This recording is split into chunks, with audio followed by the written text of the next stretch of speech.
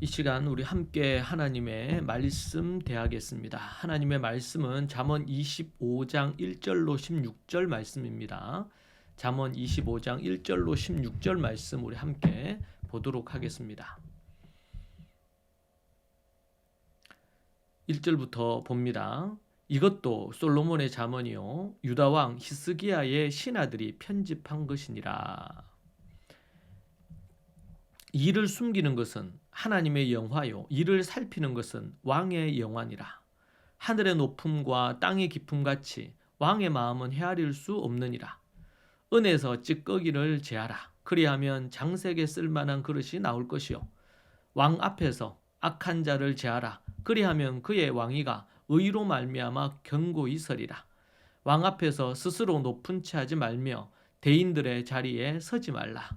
이는 사람이 내게 이리로 올라오라고 말하는 것이 내 눈에 보이는 귀인 앞에서 저리로 내려가라고 말하는 것보다 나음이니라. 너는 서둘러 나가서 다투지 말라. 마침내 내가 이웃에게 욕을 보게 될 때에 내가 어찌 할 줄을 알지 못할까 두려우니라. 너는 이웃과 다투거든 변론만 하고 남의 은밀한 일은 누설하지 말라. 듣는 자가 너를 꾸짖을 터이요 또 내게 대한 악평이 내게서 떠나지 아니할까 두려우니라. 경우에 합당한 말은 아로새긴 은쟁반의 금사관이라. 슬기로운 자의 책망은 청종하는 귀의 금고리와 정금 장식이니라. 충성된 사자는 그를 보낸 이에게 마치 추수하는 날에 얼음 냉수 같아서 능히 그 주인의 마음을 시원하게 하느니라. 선물한다고 거짓 자랑하는 자는 비 없는 구름과 바람 같으니라. 오래 참으면 관운도 설득할 수 있나니 부드러운 혀는 뼈를 꺾느니라. 너는 꿀을 보거든 조카리만큼 먹어라. 과식함으로 토할까 두려우니라. 아멘. 오늘 우리가 말씀을 통해서 우리는 또 새로운 지혜를 우리가 얻게 됩니다. 여러분, 우리가 지혜로 산다는 것이 무엇일까요? 이 세상은 지혜로운 삶을 귀하게 여기지 않습니다. 다르게 돈을 많이 벌어서 사는 것, 이것을 중요하게 여기고 유명하게 되는 삶을 중요하게 여기고 또 뭔가 높아지는 삶을 중요하게 여깁니다. 그런데 예수님께서는 제자들에게 말씀하실 때에 너희들이 높아지고자 하느냐? 그러면은 다른 사람의 종이 되라. 그렇게 말씀하시죠. 다른 사람보다 낮아져야지 높아진다고 얘기합니다. 참 아이러니한 부분입니다. 우리는 지혜를 추구하고 지혜로운 삶을 마음에 배우고 익히고 훈련해서 지혜를 추구하는 삶을 살아야 합니다. 그렇지 않고 그냥 삶을 살다 보면 참된 그런 진정한 의미의 인생을 살 수가 없고, 특별히 성도들, 그리스도인들은 하나님께 영광이 되는, 또 하나님께 인정을 받는 인생을 살 수가 없는 것입니다. 오늘 우리는 잠언 25장의 말씀을 통해서 하나님이 우리에게 또 솔로몬을 통해서 주시는 하나님의 지혜를 하나하나 새겨보기를 원합니다. 25장 1절에 보니까 이것도 솔로몬의 잠언이요 유다왕 히스기야의 신하들이 편집한 것이니라, 그렇게 이야기를 하고 있습니다. 여러분, 잠언 대부분이 다윗의 아들이자 지혜 왕인 솔로몬의 잠언입니다. 하지만 몇몇 부분은 솔로몬이 아닌 다른 지혜자들의 글도 있습니다. 앞서 우리가 살핀 22장 17절로 24장까지의 이 잠언은 무명의 지혜자의 글로 알려져 있습니다. 우리가 한 번씩 어디 가다 보면 작자 미상의 글인데 너무 유명한 그런 말이어서 글이어서 액자에 담아서 걸어놓은 경우를 종종 보곤 합니다. 그런 것처럼 이 잠언 안에 그러한 작자 미상의 지혜자들의 글이 있다는 것은 우리에게 또 특별한 메시지를 주는 것 같습니다. 또 그 외에 고대 지혜자들인 아굴이 쓴 작품도 30장에 있습니다. 그리고 마지막 장인 31장은 경건한 왕이자 탁월한 지혜자, 철학자와 같은 르무엘이 쓴 잠언도 있습니다. 오늘 우리가 읽은 25장부터 29장까지는 솔로몬의 또 다른 잠언의 작품이다. 이렇게 여러분 볼 수 있습니다. 솔로몬 왕은 생전에 3,000여 편의 잠언을 지었다고 합니다. 그중 800여 편이 잠언에 이 기록이 되어 있고요. 솔로몬의 이 제1잠언이라 불리는 성경 잠언의 절반에 해당되죠. 절반이 넘습니다. 1장 1절부터 22장 16절까지 솔로몬 당대에 편집된 것이죠. 그리고 솔로몬의 제2잠언집이라고 불리는 후반부 25장부터 29장은 솔로몬 이후 250여 년의 세월이 흐른 뒤에 유다왕 히스기야 때, 그러니까 주전 728년에서 687년경에 편집된 것으로 보입니다. 오늘 우리가 읽은 말씀 보면 솔로몬의 잠언이요 유다왕 히스기야의 신하들이 편집한 것들이다. 그러니까 솔로몬이 쓴 잠언들을 그 중에서 편집해서 여기다가 넣어 놓았다는 것입니다. 신하들은 이 히스기야의 신하들은 성령님의 인도를 따라 솔로몬의 잠언들을 연구하고 분석하여서 백성들을 교육하고 다음 세대를 교육하고 자녀 세대를 교육하기에 가장 적합하도록 이것을 재편집해서 성경의 잠언의 25장부터 28장까지 25장부터 29장까지 이것을 재편집해서 넣어 놓은 것입니다. 백성들은 지혜롭고 공의롭고 정의롭게 정직하게 행하도록 그렇게 되는 백성이 되게 국민이 되게 하기 위해서 히스기야 왕이 하나님의 뜻을 받들어 편집한 내용입니다. 지금 이 부분이 잠언에 기록이 되어 수록이 되어서 우리에게까지 전달되고 있다는 것이 매우 의미심장합니다. 이 땅에서는 여전히 물질적인 풍요를 원하고 지혜가 절실히 필요한 부분에 대해서 얘기하고 그렇게 그리고 여호와를 경외하는 마음이 없으면 제대로 인생을 살아갈 수 없다는 것을 강조하고 있는 것입니다. 히스기야 왕은 어떤 마음에서 어떤 심정에서 이 신하들에게 특별히 지혜자들을 중심으로 한 신하들에게 이 방대한 잠언의 재편집 임무를 맡겼을까요? 미루어 추측해 볼 때에 왕 자신이 하나님의 지혜에 대한 갈증이 갈급함이 있었던 것으로 보입니다. 백성들을 하나님께로 인도하고자 하는 이 왕의 선한 동기와 목적을 우리는 살필 수 있습니다. 이를 위해서 막대한 어떤 인력과 자금이 투입이 됐을 것입니다. 이 방대한 작업이었기 때문에 쉽지 않았을 것입니다. 3,000여 편의 잠언 중에서 그 중에서 특별히 800편이 이 안에 들어가 있는데 그 중에서 특별히 25장부터 29장까지 내용을 백성들을 위해서 다음 세대를 위해서 이것을 재편집한다는 것은 이것은 쉬운 일이 아닙니다. 우리는 이렇게 편집되어진 지금으로 얘기하면 신학자들, 학자들이, 목사들이 모여서 이것을 연구하여 편집하고 정리한 것이죠. 말씀을 사모하는 마음, 지혜를 사랑하는 마음, 그것이 빚어낸 결과가 잠언 25장에서 29장이라고 할 수 있겠습니다. 이렇게 편집해서 지혜의 글은 세대를 흘러 내려와서 지금 우리에게까지 이르게 되었고 우리 주님 재림하실 때까지 계속 연속되어서 내려가겠습니다. 히스기야 왕은 자신이 편집한 이 솔로몬의 지혜의 글이 현대 2024년을 살고 있는 우리들에게까지 내려올 줄을 생각하지 못했을 것입니다. 그런 의미에서 우리는 이 히스기야에게 이 잠언을 쓰신 솔로몬에게도 우리 감사해야 되겠고 또 왕 히스기야에게 그리고 그것을 편집해 준 많은 신하들에게 감사의 마음을 가져야 되겠습니다.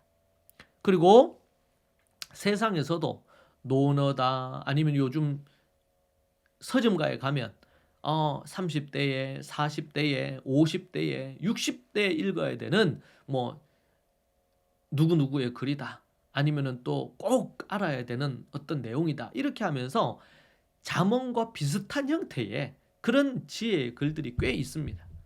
그리고 역사 속에 아주 고전으로 남아있는 것이 논어 같은 공자의 글이 그런 부분에 또 해당이 되기도 합니다.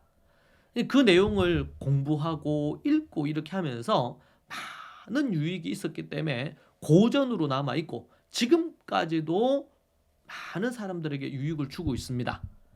거기에는 일반 은총 속에 우리의 자문과 같은 그런 내용들이 많이 있습니다. 근데 그것을 읽으면서 현대인들이 물질주의화되고 황금 만능주의화되고 또 올바른 인성을 갖지 못하고 타락해가고 있는 이 시대에 한 줄기 빛처럼 선한 영향을 미치고 있는 부분도 우리는 무시할 수 없습니다. 간과해버려서는 안 되겠습니다. 네. 심지어 하나님을 모르는 사람들도 때로는 지혜를 사랑하는 마음에 좋은 글들을 마음에 담고 실천하려고 합니다. 얼마나 귀합니까? 심지어 개미에게까지 우리가 배워야 되는데 우리가 그런 선인들의 선현들의 이 좋은 글들을 우리의 마음에 간직하는 것은 유익한 것입니다. 자, 그런데 우리 그리스도인들에게는 특별히 더 이 잠언은 여호와를 경외하는 자가 어떻게 지혜롭게 살 것인가에 대한 이야기를 해주는 책이지요. 그렇기 때문에 우리의 마음에 더욱더 이것을 간직해야 됩니다. 이것이 히스기야 왕과 신하들의 수고와 노력에 의해서 그리고 솔로몬의 그 3,000여 편의 잠언 중에서 일부가 우리에게 지금 또 25장부터 29장까지 주어져 있다는 것이 얼마나 귀한지 모릅니다. 이것을 읽고 깊이 묵상하고 그리고 또 생각하고 사고하고 사색하고 그리고 그것을 어떻게 우리의 삶에 적용할 것인지 그렇게 가지고 와서 해야 될 줄로 믿습니다. 우리에게 이러한 자문이 있다는 것이 얼마나 감사하고 기쁜 일인지 모릅니다. 이것을 우리가 공부하고 실천해서 하나님께 영광을 돌려야 되겠습니다. 여러분의 마음에 감사하는 마음을 가지십시오. 이 잠언이 우리에게 있다는 것을 기쁘게 여기십시오. 그리고 잠언 한 구절 한 구절들을 정말 귀하게 여기세요. 그리고 이것을 목숨처럼 지키는 일에 힘쓰시기 바랍니다. 하나님이 주시는 놀라운 은혜와 복을 누리게 될 것입니다. 이 시대 많은 그리스도인들은 복음이나 하나님의 말씀 이러면은 때로는 추상적으로 이해하고 천국 들어가는 어떤 부분의 티켓처럼 여기는 경우들이 있습니다. 성경은 잠언 말씀처럼 우리가 연구하고 공부해서 지켜 행해야 되는 말씀이지 한번 듣고 그냥 믿는 것으로 끝나는 것이 아니어야 한다고 분명히 얘기해 주고 있습니다. 그런 의미에서 우리에게 이 잠언을 허락하신 하나님께 감사, 영광을 올려드리고 그리고 그 일에 수고한 선현들에게도 감사할 뿐만 아니라 가장 진짜 감사하는 것은 이 잠언 한 구절 한 구절을 우리의 마음에 간직해서 이것을 지켜 행하고 실천하는 삶을 사는 것일 겁니다. 일단은 읽어야 되겠고 그 다음은 공부해야 되겠고 그리고 그것을 지켜 행해야 되겠습니다. 더 나아가서 우리가 만나는 사람들마다 지혜를 나누어야 되겠습니다. 성경의 지혜를 이야기해야 되겠습니다. 잠언은 우리가 복음을 전하기에도 너무나 좋은 말씀들입니다.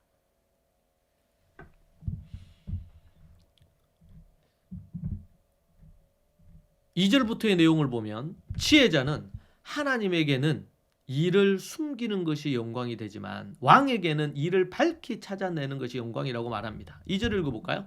일을 숨기는 것은 하나님의 영화요 일을 살피는 것은 왕의 영화니라.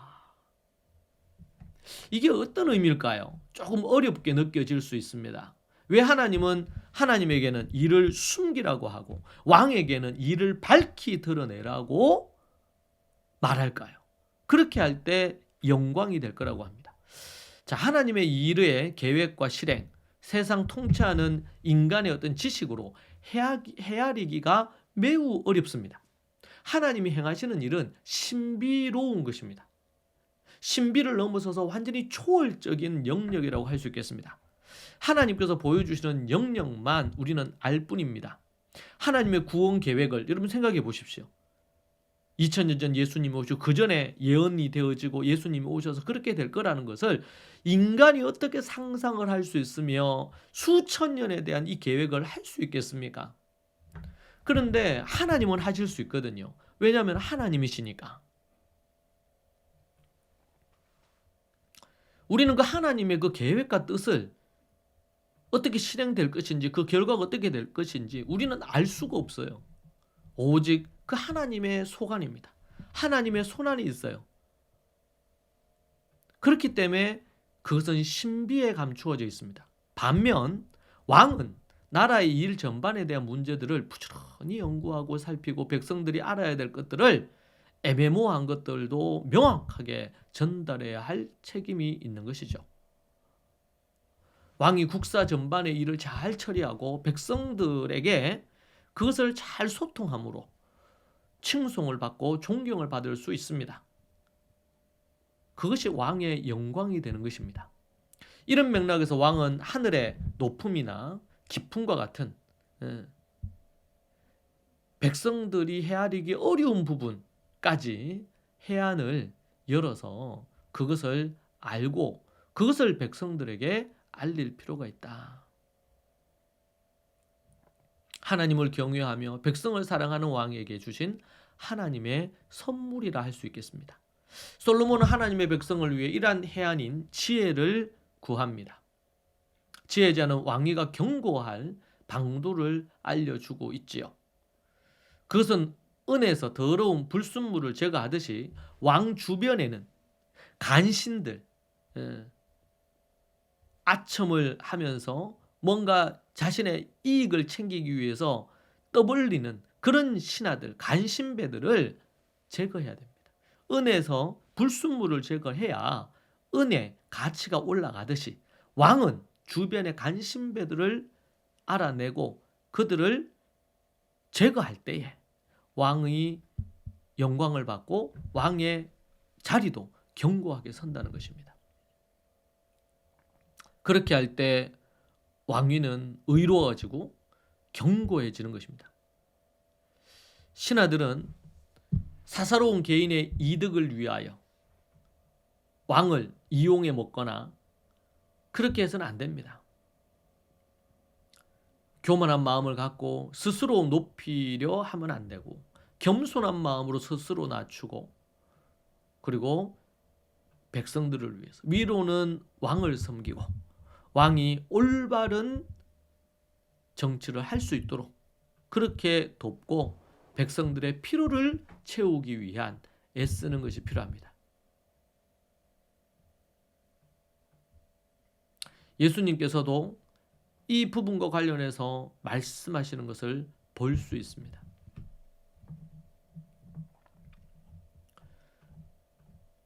그래서 여러분 우리가 왕도 그러하지만 이 소통과 이 투명함은 매우 중요한 그런 부분이 될 것입니다. 정직하고 의롭게 서서 하나님께서 왕과 신하들에게 주신 하나님의 그 사명을 잘 감당하는 것입니다. 그럴 때 하나님께서 기뻐하시는 것입니다. 자, 그리고 또 한 가지는요.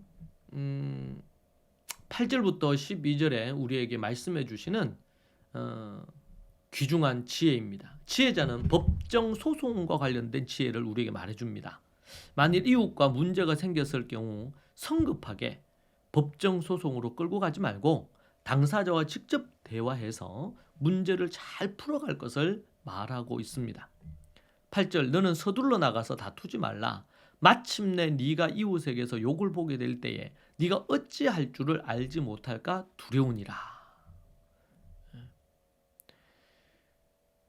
이렇게 대화로 풀지 않고 성급하게 법정으로 만약에 어떤 일을 끌고 간다면 소송에서도 패하게 되고 그에 따른 많은 손해와 물질적인 손해가 되겠죠. 시간적인 손해도 보고 그리고 모욕감을 당할 수밖에 없다. 그렇게 우리에게 얘기합니다.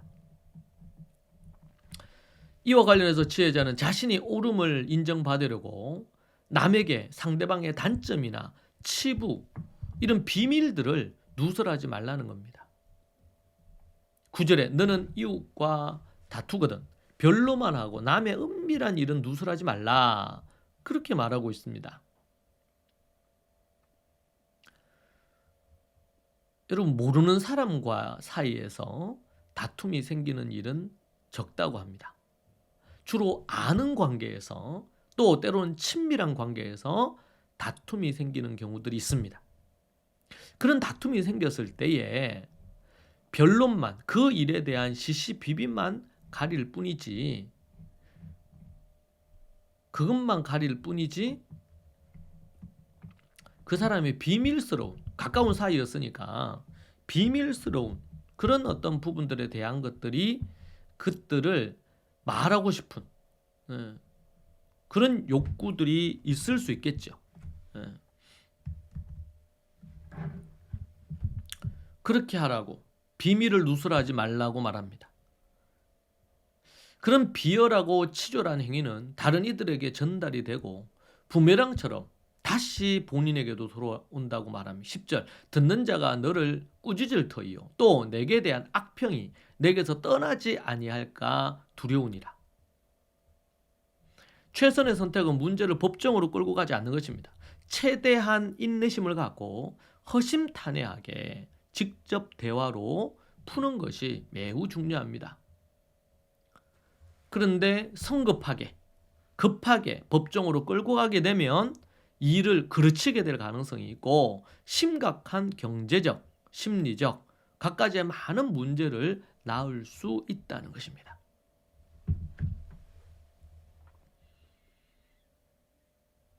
지혜자는 말에 대해서 언급합니다. 말에 관한 훈계는 잠언에서 거듭 강조되고 있는 주제입니다.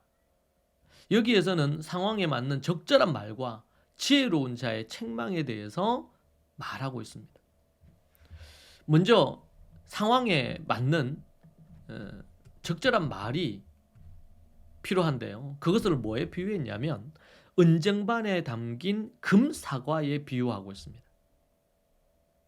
보기에도 아름답고 좋을 뿐 아니라 뛰어난 가치를 지닌다는 의미입니다.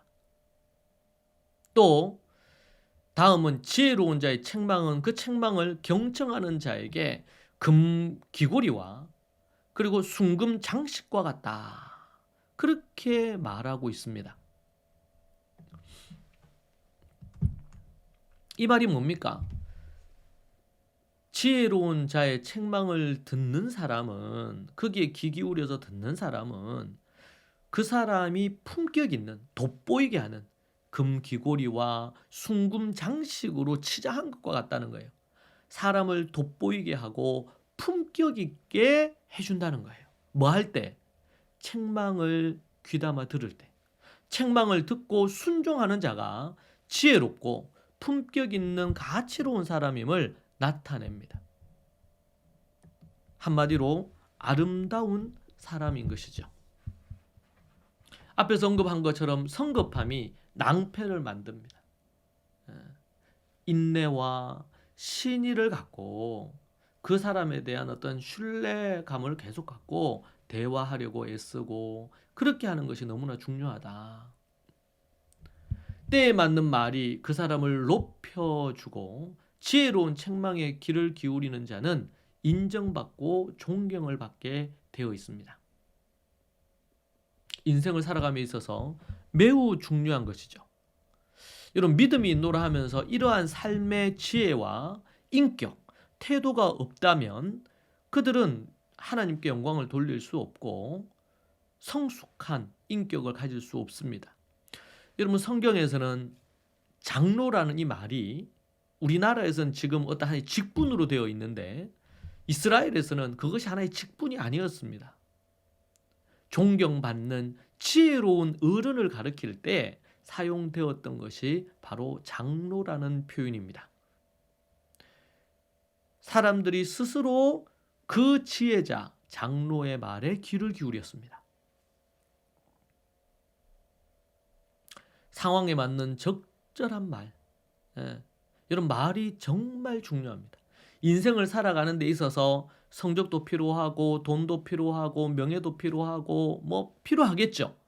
그러나 정말 필요한 것은 말을 하는 것입니다. 말을 잘하는 것입니다. 적절한 말을 또 하는 것입니다. 그것은 은쟁반에 담긴 금사과와 같다. 은쟁반이 있는데 거기에 금사과와 같다. 얼마나 가치롭겠습니까? 그것이. 보기에도 아름다울 뿐만 아니라 이게 돈으로 환산을 한다 치더라도 이 가치가 대단한 겁니다. 금사과인데 순금으로 된 사과가 있다고 합시다. 그게 얼마나 가치롭겠어요. 얼마나 이게 비싸겠습니까? 그런 것처럼 상황에 맞는 적절한 말, 상황에 맞는 적절한 말, 지혜의 말이죠. 지혜의 말. 어떤 유명한 심리학자이기도 하고 의사소통 전문가가 그런 얘기를 하는 것을 제가 보았습니다. 이 직장 상사가 있는데 이 직장 상사가 정말 골치 아프다는 거예요. 말이 안 통해. 그 밑에 있던 대부분의 사람들이 오래 못 버텨.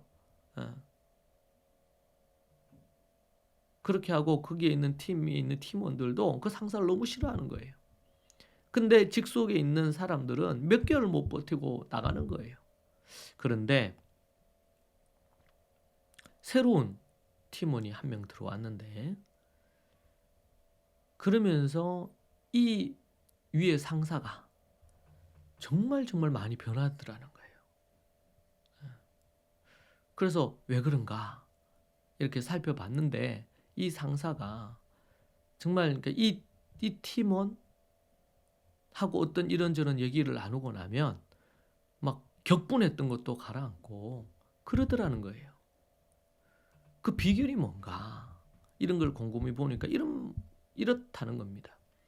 갑자기 이 상사가 버럭 화를 내거나 아니면 뭐 어떤 거를 할 때에 그럼 좀 분위기가 안 좋게 되는 어떤 부분이 있을 때에 이 팀원이 보통 사람들은 그런 상황이 되면 자기를 공격한다 생각하고 막 함부로 말을 내뱉고 막 욕할 수도 있고 그럴 수 있잖아요. 그렇게 할 때 마음이 아주 상해가지고 막 이렇게 그냥 더 이상 소통을 안 하고 아무 말도 안 하고 그리고 뒤에서 이제 뒷담화 하겠죠. 막 그런 부분만 일삼았는데 이 사람은 막 상사가 어떤 얘기를 해요. 그러면은 이 팀원이 상사에게 무슨 일이 있으시냐고 왜 그러시냐고 무슨 일이 있으시냐고 뭐가 잘못된 부분이 있냐고 뭐 힘드신 부분이 있냐고 이렇게 얘기를 한다는 거예요. 이 상사가 막 누구 뭐 책임 전가할 수도 있고 욕할 수도 있고 뭐 이렇게 하겠죠. 그러면 보통은 주눅 들거나 이렇게 해서 말을 못 하는데 이 사람은 거기에 대해서 판단이나 평가가 들어가지 않은 혹시 뭐 무슨 일이 있으시냐 이렇게 이제 접근을 해서 얘기를 하더라는 거예요. 그 얘기를 들으니까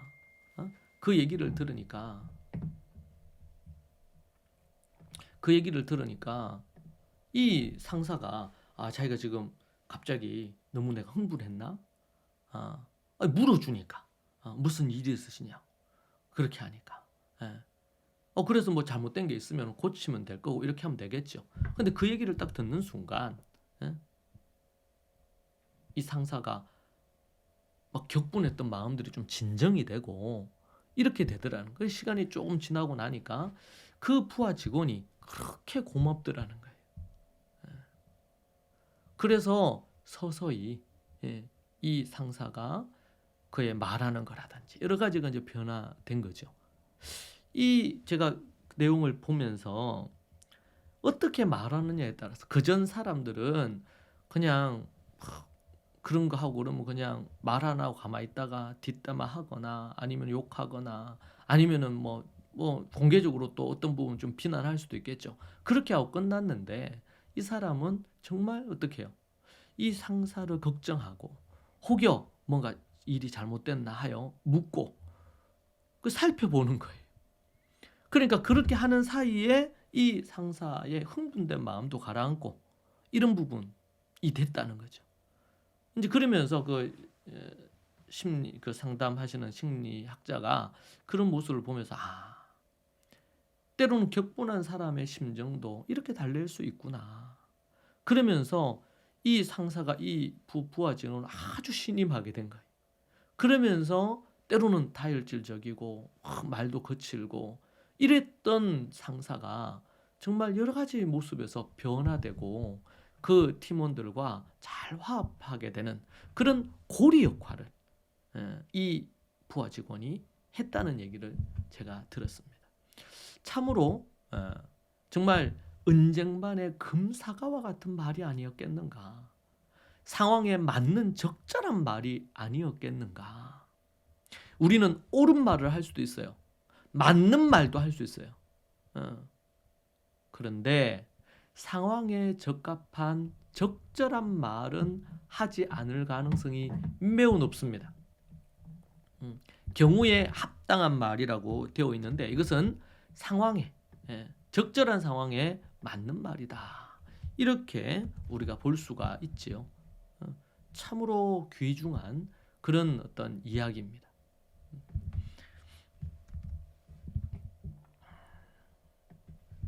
여러분은 어떻게 말하고 있습니까? 때로는 맞는 말, 옳은 말인데 그 말이 적절하지 않을 수는 있어요. 맞는 말인데 상대에게 감동을 주지는 못할 수도 있어요. 부모와 자식 사이에도 그렇고 어떤 관계이든지 간에 그런 부분이 있죠. 이게 경우에 맞는 말인가? 상황에 적절한 말인가? 우리가 어떤 말을 한다는 것은 목적을 갖고 뭔가를 전달하거나 원하는 바를 전달하는 것에 이유가 있잖아요. 하는 이유가. 그런데 그 말이 도리어 거꾸로 가. 내가 원했던 것과는 반대로 갈 수도 있다는 거예요. 부부 사이가 보면 그래요. 뭘 이제 A라는 걸 얘기하려고 얘기하는데 얘기하면 할수록 자꾸 반대로 가, B로 가요. 그리고 오해가 자꾸 생겨. 왜 그럴까요? 상황에 맞는 말이 아닐 수가 있어요. 그래서 그런 말도 하잖아요. 침묵이 금이다. 침묵이 금이다. 말을 자꾸 해서 긁어 부스럼을 만들고 어려움을 만드는 경우들이 정말 많습니다.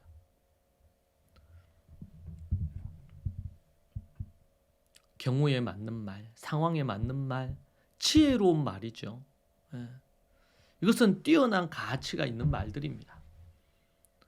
그리고 슬기로운 자의 책망은 청종하는 귀의 금고리와 정금 장식이다.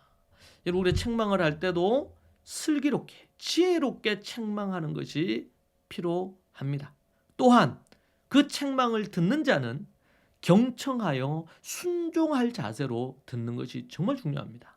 그렇게 들으면 금고리와 금귀고리와 같고 그리고 정금으로 장식된 정말 품격이 있고 화려하고 아름다운 장식이 될 수 있다는 겁니다.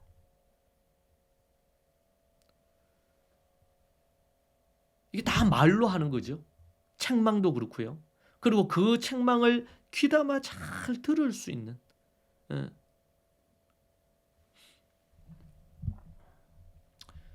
이 시대 부모들이 자녀들에게 책망하기도 하죠. 슬기로운 책망이 필요할 겁니다. 그러니까 책망하는 입장에서는 슬기롭게 책망하려고 해야 될 거고 또 듣는 자녀 입장에서는 어떻게 해요? 청종하여 듣고 순종하려는 자세로 때로는 싫은 소리, 때로는 마음이 안 좋게 되는 소리도 귀담아 듣고 자신을 바꾸고 변화시키려고 해야 됩니다. 많은 분들이 설교를 들으면서도 하나님의 말씀을 대하면서도 사람들이 생각합니다.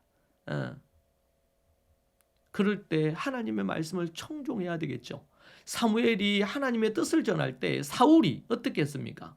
귀에 거슬렸어요. 그래서 대듭니다. 사무엘에게. 선지자에게 대들어요. 지금으로 얘기하면 목사님에게 대드는 겁니다. 귀담아 듣고, 그리고 그 앞에 순종할 마음으로 듣고, 기쁘게 듣고 순종하고 이렇게 나아갈 때에 그 사람에게는 품격 있는 그러한 인생을 살게 된다는 것입니다. 그런데 이 시대에 그런 말을 듣기를 좋아합니까? 싫어합니다. 어떻게 하든지 만약 그런 얘기 했다가는 어떻게 돼요? 원수가 돼요. 이게 뭐예요? 어리석고 미련한 자들이 반응하는 모습입니다. 이제 그렇게 반응을 하면 좋은 얘기 못 하겠죠. 긍정적인 얘기 못 듣겠죠. 그리고 그 사람에게 계속 훈계하겠습니까? 책망하겠습니까? 절대로 책망을 못 합니다. 책망했다가 또 공격할 건데 뒤에서 욕을 할 수도 있잖아요. 책망한 사람들에 얘기 안 하는 거죠. 그러면은 그 사람은 갈수록 더 인격이 안 좋아지겠죠. 변화가 안 일어나겠죠. 결국에는 하나님 앞에 성숙한 모습으로 나아가지 못하는 것입니다. 참으로 안타까운 일입니다.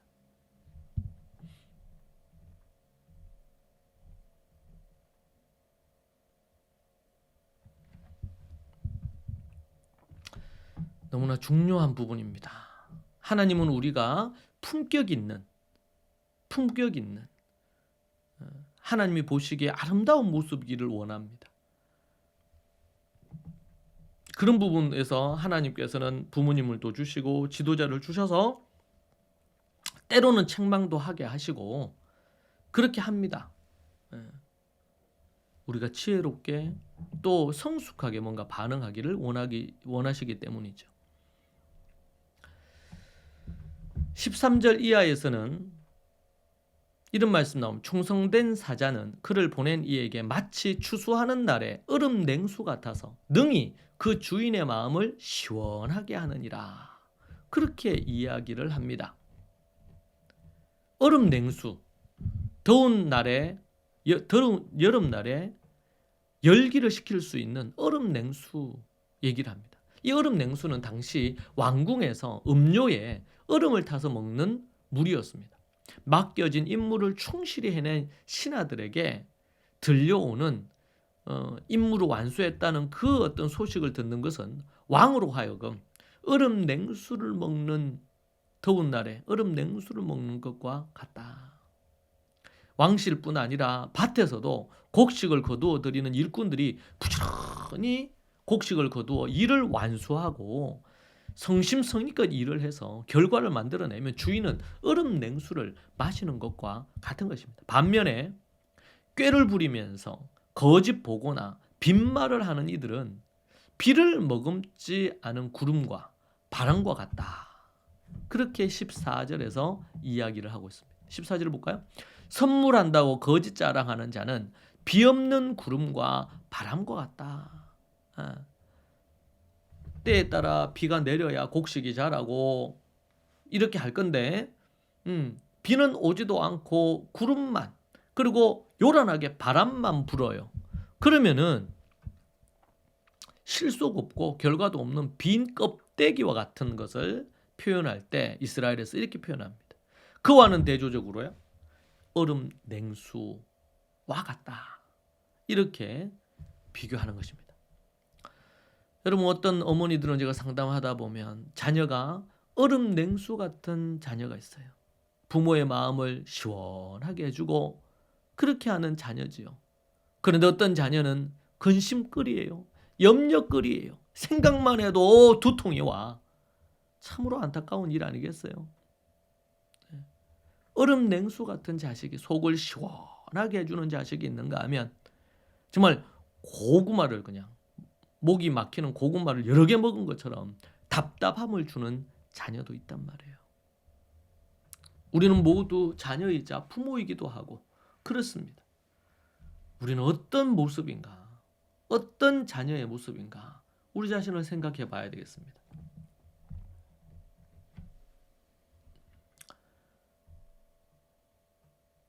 하나님 앞에서 하나님의 마음을 시원케 하는 그런 하나님의 사람인지 아니면은 하나님의 마음이 답답하게 되는 그런 사람인지 생각하면 좋을 것 같아요.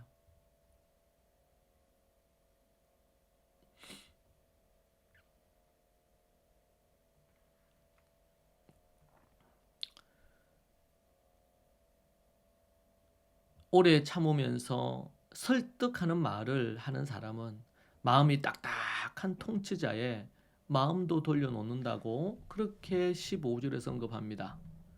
오래 참으면 관원도 설득할 수 있나니 부드러운 혀는 뼈를 꺾느니라. 그렇습니다. 부드럽고 상냥한 말, 또한 상대의 뼈까지 꺾을 수 있는 엄청난 힘을 갖고 있는 것이 바로 이런 말이지요. 강함이 이기는 것이 아니고 부드러움이 이긴다는 말이 있습니다. 여기서 뼈를 꺾는다는 말은 적대감을 좀 누구르뜨린다, 그런 의미를 갖고 있습니다.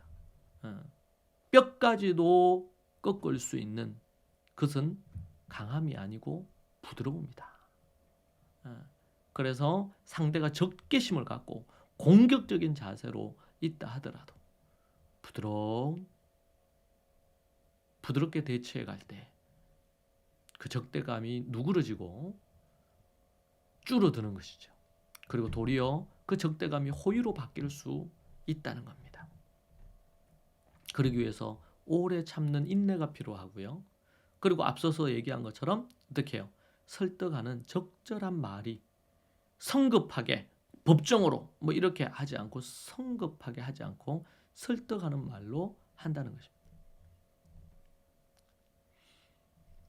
당시 들판에서 야생 꿀을 발견해서 적당히 먹지 않고 과식함으로 토하는 경우가 자주 있었다고 합니다. 이 이야기하는 것은 절제의 미덕에 관한 가르침을 주기 위한 건데, 여기서 꿀은 모든 맛있고 즐거운 것을 상징합니다. 세상의 모든 즐거움, 쾌락, 이 모든 것들이 있죠. 근데 이것에는 적절한 뭐가 필요하다? 절제가 필요하다. 이것이 지나치게 되면 심각한 문제를 발생시키고, 사도 바울은 성령의 9가지 열매를 언급할 때 그 마지막에 절제를 언급해 두고 있습니다. 아무리 좋은 것들도 절제되지 않으면 그것은 또 다른 문제를 만들어냅니다. 오직 성령의 열매는 사랑과 희락과 화평과 오래 참음과 자비와 양성과 충성과 온유와 절제니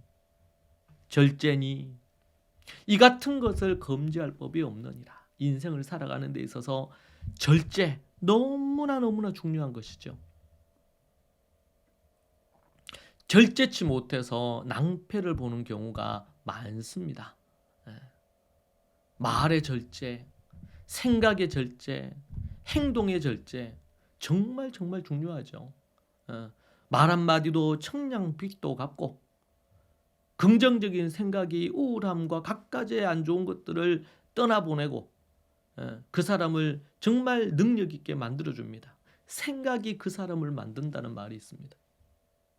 그리고 정말 어렵고 힘들지만 절제하고 절제해서 행동함으로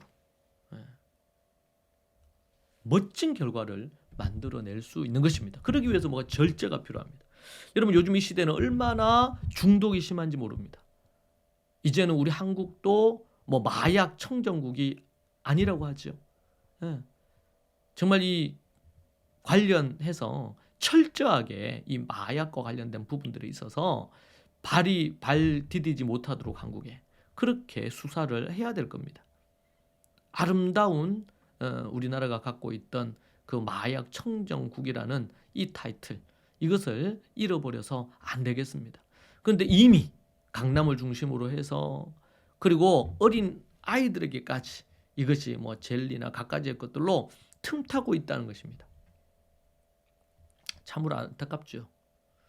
사람들은 쉽게 중독이 되고, 그리고 절제하지 못함으로 심각한 범죄에 빠지게 되고 인생이 망하는 경우들이 있습니다.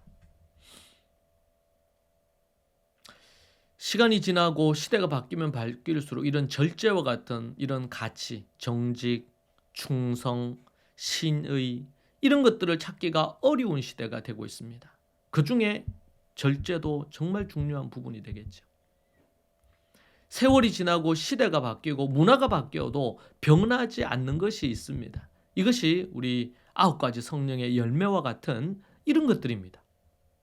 여러분, 함께 어떤 일을 할 때에 이런 것이 없으면 정말 힘듭니다.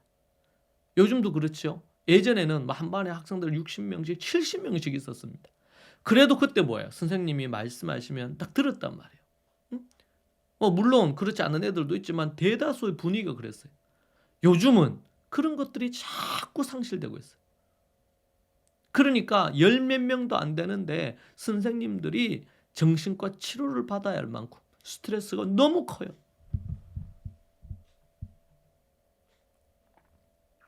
속이고 거짓말하고 막 이렇게 한단 말이에요. 얼마나 안타까운 일입니까? 모든 것은 말에서부터 출발하고 말로 끝이 납니다. 그렇기 때문에 말이 정말 중요합니다. 어떤 방송국에 즐거움에는 끝이 없다, 이런 카피 문구가 있었죠.